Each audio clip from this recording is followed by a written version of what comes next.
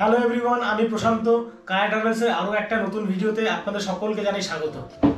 আপনারা যখন আপনাদের জন্য একটা আরপিও অ্যাপয়েন্টমেন্ট বুক করতে যাচ্ছেন আরপিও কলকাতাতে, তখন আপনারা একটা নতুন সমস্যার সম্মুখীন হচ্ছেন বা একটা প্রবলেম ফেস করছেন। প্রবলেমটা কি? যখনই আপনাদের আরপিও অ্যাপয়েন্টমেন্ট বুক করার জন্য যাচ্ছেন, সমস্ত স্টেপ কমপ্লিট করার পর এই যে ক্যাপচার পেজে যখন আসছি, ক্যাপচার পেজে ক্যাপচার টাইপ করার পর এখানে দেখাচ্ছে এই ধরনের একটা লেখা দেখাচ্ছে। লেখাটা দেখাচ্ছে কি, service not available at the selected regional passport office, please try another location. তো এই যে প্রবলেমটা হচ্ছে, এই প্রবলেমটার সমাধান কি বা কি করলে আপনি আপনার অ্যাপয়েন্টমেন্টটা পাবেন, সেই ব্যাপারেই আজকের ভিডিওটা। আর ভিডিওটা যদি আপনাদের কাছে ইনফরমেটিভ লাগে তাহলে লাইক শেয়ার সাবস্ক্রাইব অবশ্যই করে দেবেন, এতে আমার অনেক হেল্প হবে।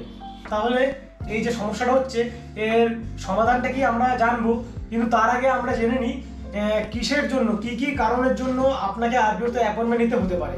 এরকম দেখতে পাচ্ছেন এখানে যে ক্যান্ডিডেটটা রয়েছেন, ওনার স্ট্যাটাস দেখুন, police verification report is not clear and application under review at regional passport office.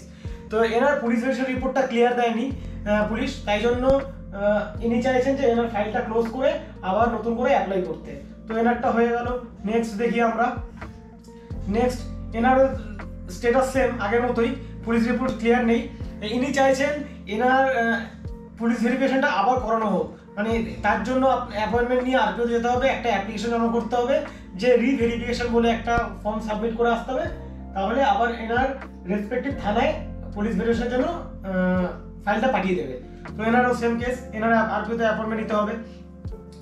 Next candidate দেখুন, এখানে হচ্ছে স্ট্যাটাস দেখতে পাচ্ছি আমরা, passport application is put on hold due to the following reason, documents resubmission. হয়তো ইনি যখন পাসপোর্ট অফিসে পাসপোর্ট যখন অ্যাপ্লাই করতে গিয়েছিলেন তখন হয়তো কোনো ডকুমেন্টস সাবমিট করতে হয়তো ভুলে গেছেন বা স্ক্যান করাতে ভুলে গেছেন, তাই জন্য এনার কিছু ডকুমেন্টস আবার রিসাবমিট করতে হবে আরপিওতে গিয়ে, তার জন্য আরপিওতে অ্যাপয়েন্টমেন্ট নিয়ে যেতে হবে। তো এনার গেল। নেক্সট কি আছে? নেক্সট দেখুন, এনার police verification report for passport application is under review at regional passport office, passport will be dispatched after police verification report is found clear and applicant would receive an SMS or email once the passport is dispatched. তো এনার হচ্ছে verification হয়ে গেছে, সবকিছু হয়ে গেছে, তাও অনেক দিন হয়ে গেছে। দেখুন 2024 জুন মাসে ইনি অ্যাপ্লাই করেছেন, এখনো উনি পাসপোর্ট পাননি, তাই জন্য উনি জানতে চাইছেন যে ওনার পাসপোর্টটা কেন হয়নি, তার জন্য একটা অ্যাপয়েন্টমেন্ট নিয়ে গিয়ে জানতে হবে। তাহলে এরকম অনেক কারণের জন্য আপনাকে আরপিওতে একটা অ্যাপয়েন্টমেন্ট বুক করতে হতে পারে, কিন্তু যখনই আপনি অ্যাপয়েন্টমেন্ট বুক করতে যাচ্ছেন আরপিওতে, তখনই দেখাচ্ছে যে service not available at the selected regional passport office, RPO please try another location. এই লেখাটা দেখাচ্ছে।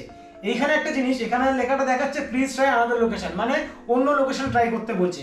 এটা কখনোই সম্ভব না, লোকেশনটা কখনো চেঞ্জ হয় না। আরপিও কলকাতা মানে আরপিও কলকাতাতেই থাকবে, কলকাতাতেই আপনাকে অ্যাপয়েন্টমেন্ট নিতে হবে। হ্যাঁ, আর এই ধরনের প্রবলেম আরপিও কলকাতাতে সম্ভবত প্রথম এইরকম ধরনের প্রবলেম আমি কখনো, কিন্তু এটা দেখে যা মনে হচ্ছে এটা একটা সাময়িক প্রবলেম, কেননা আরপিওতে যেতে গেলে আপনাকে অ্যাপয়েন্টমেন্ট বুক করেই যেতে হবে। তাহলে এটা একটা সাময়িক প্রবলেম ধরেই চলতে হবে আপনাকে। যেহেতু আপনাকে আরপিওতে অ্যাপয়েন্টমেন্ট নিয়ে যেতে হবে, তাহলে এটা ধরে নিতে হবে যে আরপিও কলকাতার অ্যাপয়েন্টমেন্ট আবার রিলিজ হবে, কিন্তু কখন রিলিজ হবে আমরা সেটা কেউ জানি না। সেটার জন্য আমাদের সারাক্ষণ কম্পিউটার সামনে বসে থাকতে হবে, যখনই অ্যাপয়েন্টমেন্ট রিলিজ হবে তখনই আমাদেরকে বুক করতে হবে।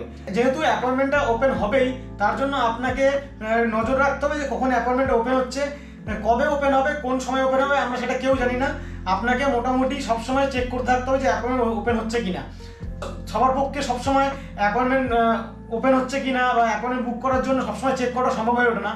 তা আপনারা চাইলে আমার হেল্প নিতে পারেন।